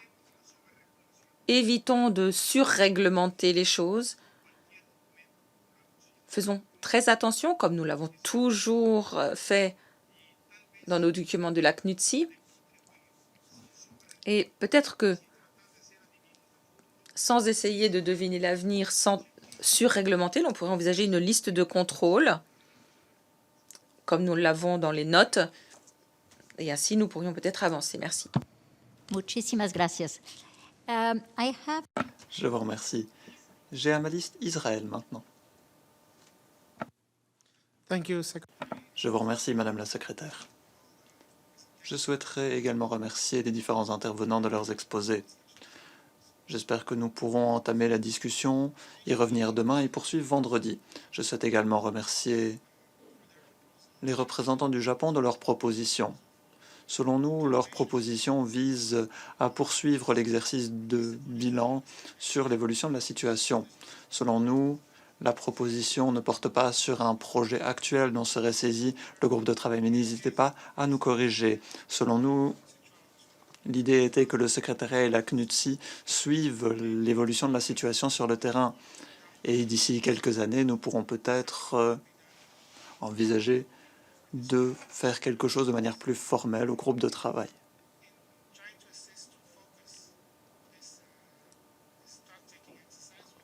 Pour focaliser cet exercice de bilan, nous souhaiterions présenter quelques observations. Tout d'abord, nous pensons que l'accent devrait être mis sur l'égalité et l'équité. Comment trouver un équilibre entre l'utilisation des technologies et l'égalité entre les parties et les procédures établies. Nous pensons que c'est la question la plus importante. Deuxièmement, Nous souhaiterions nous concentrer sur la manière de gérer les flux d'informations dans le cadre des procédures d'arbitrage. Nous avons récemment adopté de nouvelles réglementations pour les procédures judiciaires avec des limites quant au nombre de pages, quant à la manière de présenter les faits.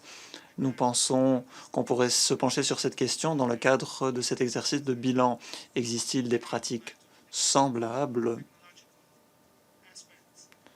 en tenant compte des différents aspects technologiques et en tenant compte de la facilité avec laquelle il est possible de soumettre de très longues communications. Nous devons donc trouver une manière de nous attaquer à cette question.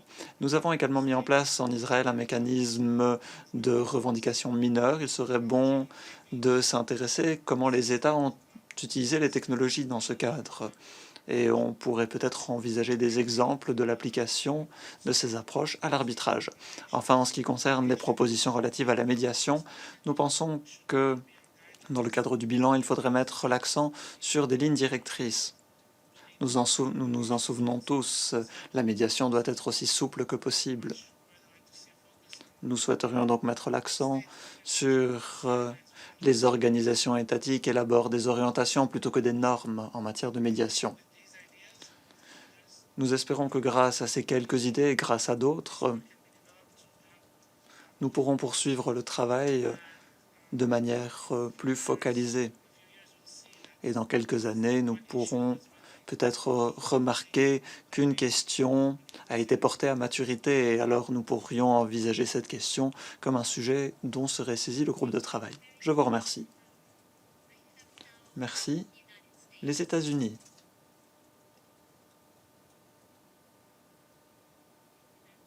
Merci, Madame la Présidente. Madame la Secrétaire, mes excuses. Nous n'avons pas de président pour l'heure. Je souhaitais remercier de tout cœur les intervenants d'aujourd'hui. Comme l'ont dit Israël, le Mexique et la Suisse, les intervenants étaient très divers. Et nous avons pu bien comprendre les problèmes posés par la technologie. Mais nous avons également pu voir que le secteur s'est adapté énormément ces 2 dernières années. Ce qui nous a frappé dans le cadre de nos débats, c'est l'aspect durable des règles de la CNUTSI. Il semble que les technologies puissent s'adapter aux grandes lignes qui ont été élaborées. Et c'est une bonne chose. Nous ne devons pas considérer qu'il s'agit là d'un problème ou considérer qu'un problème pourrait émaner de cela. Je pense que c'est au mérite de ce qui a été fait jusqu'à présent. Et je pense que dresser un bilan serait la meilleure manière de procéder. Nous en sommes encore au balbutiement. Et j'ai beaucoup aimé l'analogie faite par le représentant du Mexique avec la transition de la radio à la télévision. Nous ne souhaitons pas nous enliser dans quelque chose. Et je prends note de ce qui a été dit concernant les acteurs du secteur privé qui jouent un rôle important pour combler la fracture numérique. Et à ce titre, on pourrait peut-être élaborer des lignes directrices. Mais je pense que pour l'heure, nous devons déjà traiter de vastes informations et demain, nous entendrons encore davantage d'informations. Du point de vue du bilan, il serait bon de suivre de manière continue l'évolution de la situation. Je vous remercie. Merci beaucoup.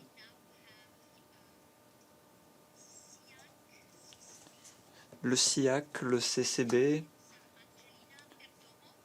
Angelina Perdomo. Je vous en prie. Je vous remercie, Madame la Secrétaire. Nous ne pouvons pas vous entendre. Est-ce que vous m'entendez? Oui, je vous remercie. Je vous remercie. J'aurais une question que j'adresserai à l'Assemblée. Et ma question se fonde sur une intervention réalisée précédemment. On a dit être au courant des potentielles répercussions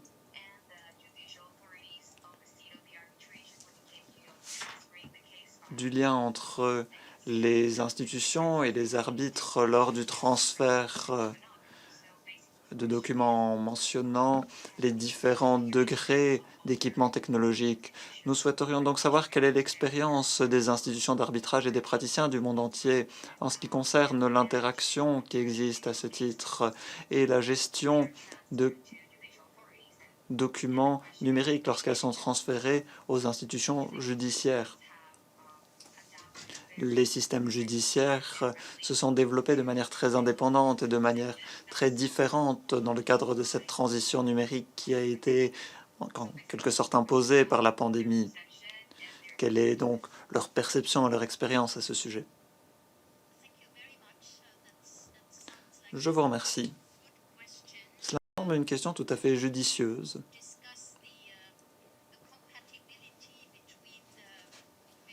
Il est question de la compatibilité entre les solutions numériques qui peuvent émaner d'une institution d'arbitrage ou d'une procédure d'arbitrage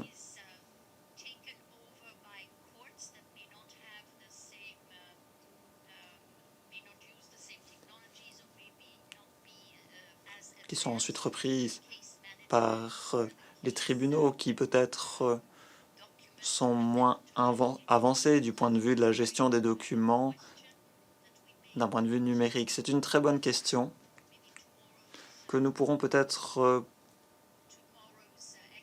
poser aux experts de demain, puisque c'est bien de ces questions dont ils débattront. Je vous propose donc de garder cette question à l'esprit et peut-être demain trouverons-nous quelqu'un pouvant répondre à cette question tout à fait judicieuse. Je vous remercie. La Chine a maintenant la parole. Madame Tsang, je vous en prie.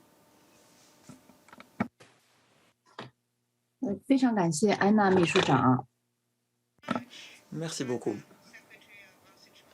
Je vous remercie, Madame la secrétaire. Bonjour à tous. J'ai bien écouté toutes les interventions. Je souhaiterais dire que nous sommes favorables à ce que nous poursuivions la discussion au sujet du règlement des différends dans l'économie numérique. Comme vient de le dire le représentant d'Israël et comme l'ont dit d'autres experts, nous devons en particulier nous pencher sur l'utilisation des technologies et des plateformes en ligne pour le règlement des différends, en gardant à l'esprit les questions relatives à l'équité.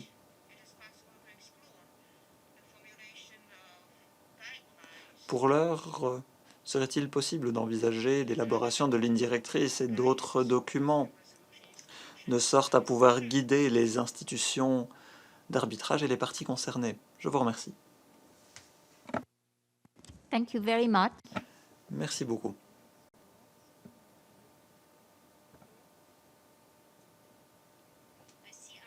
L'Argentine a la parole. Is it from Capital? Sí. Muy buenas tardes. Bonjour à toutes et à tous. Représentants, observateurs. Avant toute chose, je remercie le secrétariat pour l'organisation de ce colloque. Nous avons écouté la discussion de ce matin, des exposés extrêmement intéressants, différents points de vue ont été livrés, extrêmement riches.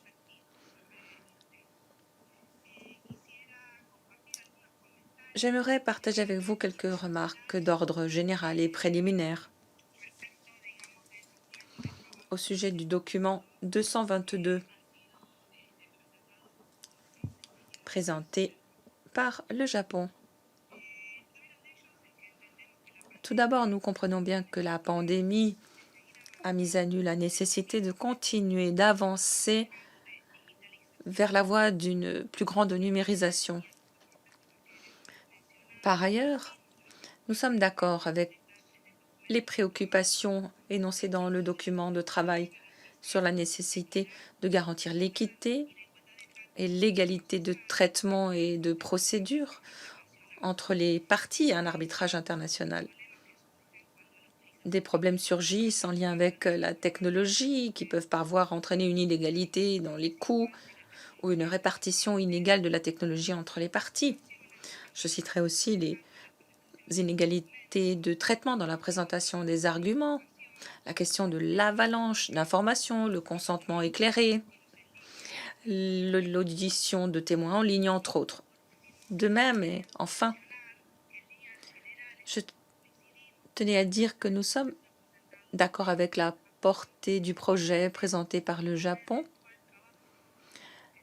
Pour les travaux futurs qui pourraient être menés sur la base des questions qui figurent dans le document paragraphe 17, pour être plus précise, nous devrions englober différentes juridictions et systèmes juridiques, voir notamment comment les pays développés, les pays en développement abordent cette question. Je vous remercie.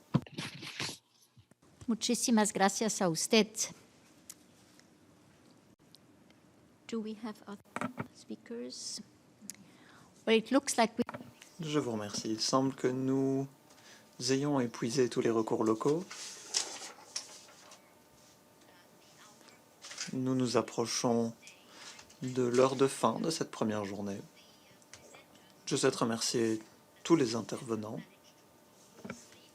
J'espère que certains d'entre eux ont pu aller se coucher, car nous les avons gardés éveillés très longtemps, jusqu'aux petites heures du matin. Je remercie tous les intervenants de leurs exposés. Je les remercie d'avoir présenté les différentes questions pertinentes de manière très claire et très pragmatique. Vous nous avez donné du grain à moudre.